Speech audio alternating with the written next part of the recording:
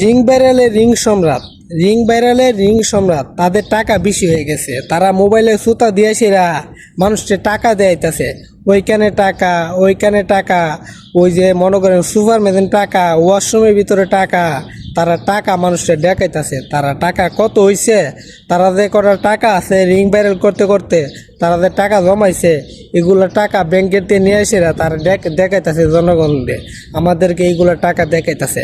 এগুলোর টাকা দেখান থেকে তোর বউরে সুন্দর কইরা হাড়ের মেদিন শুয়ে সেরা একটা ভিডিও বানা, আমরাও দেখি, জনগণ দিক মজা পাক।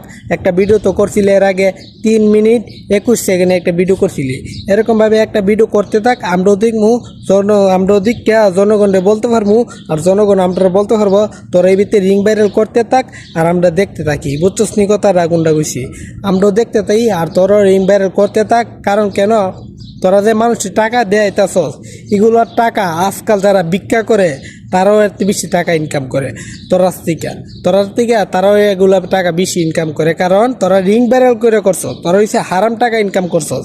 আর যারা প্রবাসী আছে, যারা ভিক্ষা করে, তারা হইছে হালাল টাকা ইনকাম করে। তো তোরার টাকা থেকে আমাদের টাকা আল্লাহ দিলে অনেক শত টাকার থেকে আমাদের যে টাকা না, ওই টাকার থেকে ওই টাকা অনেক দাম। তোদের যে টাকা, তোদের টাকার কোনো মূল্যায়ন নাই, আমাদের টাকা অনেক মূল্যায়ন, কারণ আমরা কষ্ট করে উপার্জন করি।